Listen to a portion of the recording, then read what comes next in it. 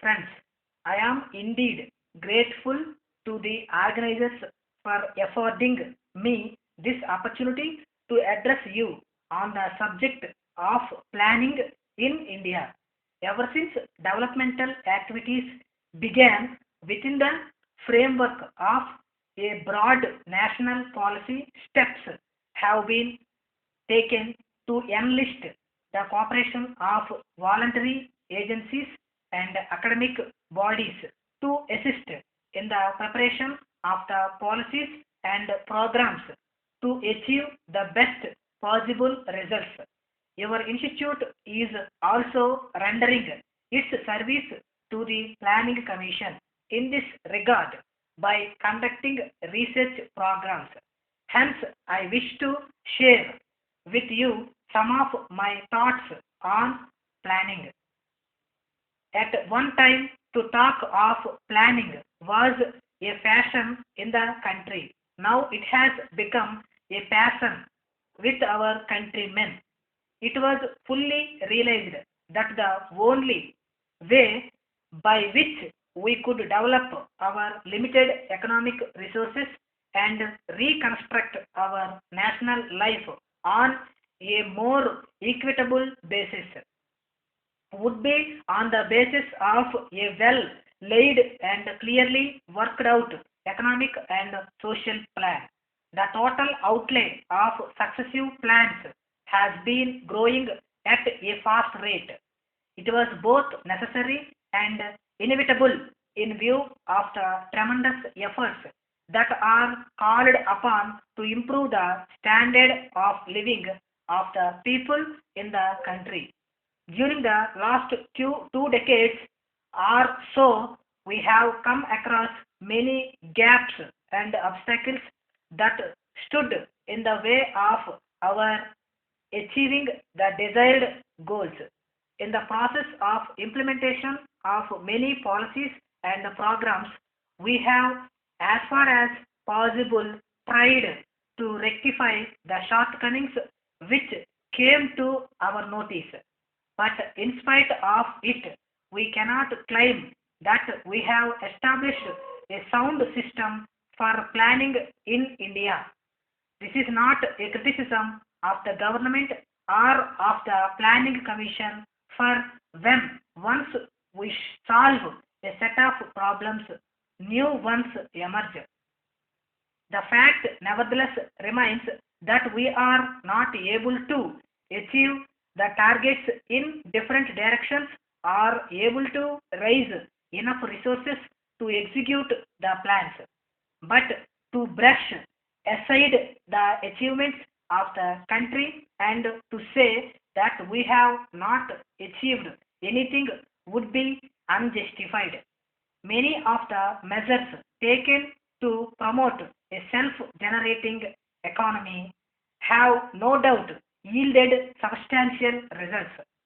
Quite a lot of people criticize that even after 50 years of independence, it has not made any significant progress. I really cannot understand what makes them to raise such wild allegations.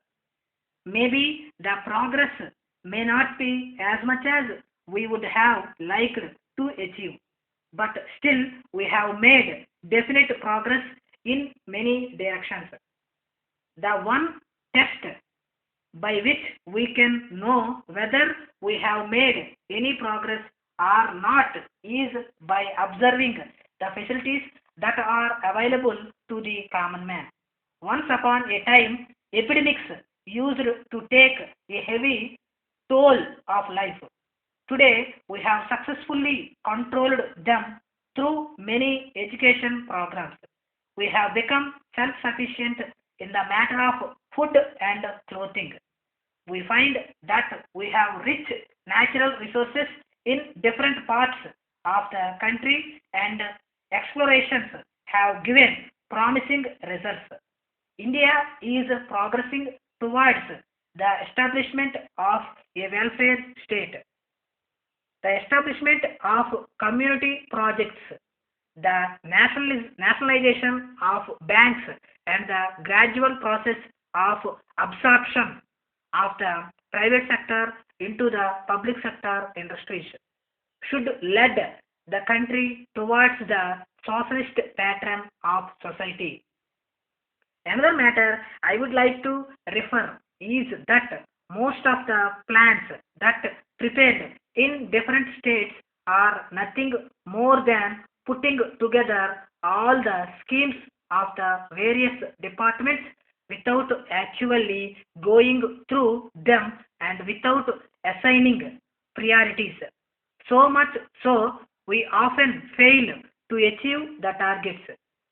In my view, we should have a planning board in every state which should continuously study the problems of planning.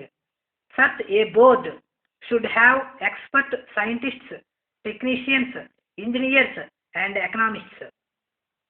It should advise the cabinet from time to time regarding the priorities and resources position of which state the quantum of assistance that could be reasonably expected from the center and also the possible means of raising resources within the states.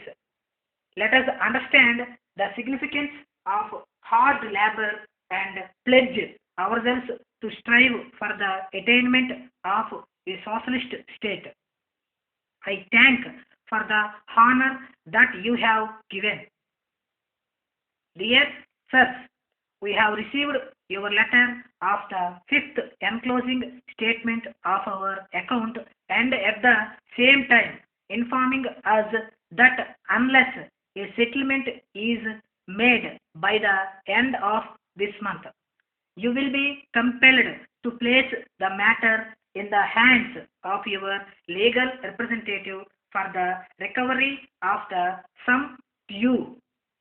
While we should much regret any such unpleasantness, permit us to point out that the account remains unsettled not through any intention on our part to avoid our obligations, but purely because of the fact that the material, when received here, was found to be considerably underweight and of a much inferior quality to the sample left with us by your traveler. In our letter of 2nd December last year, you will observe that we drew your attention to both these points. That is, immediately the material was delivered to us. We did, in fact, refuse to accept delivery, but when we received your letter of 4th asking us to retain the material until the return of your manager from Chennai, when a thorough investigation would be made, we agreed to your proposal and somewhat reluctantly accepted delivery. Your present attitude is therefore surprising to say the least. It may be that the threat contained in your letter is the result of a mistake in your accounts department, and with the possibility in view, we suggest that you look further into the matter. Considering the facts as stated above, you will, in our opinion, be ill-advised to take legal proceedings. In this connection, we also remember having a telephonic conversation with your chief accounts officer who promised us that an appropriate action in the matter will be taken by you. We await your reply in the matter with great interest. Yours faithfully.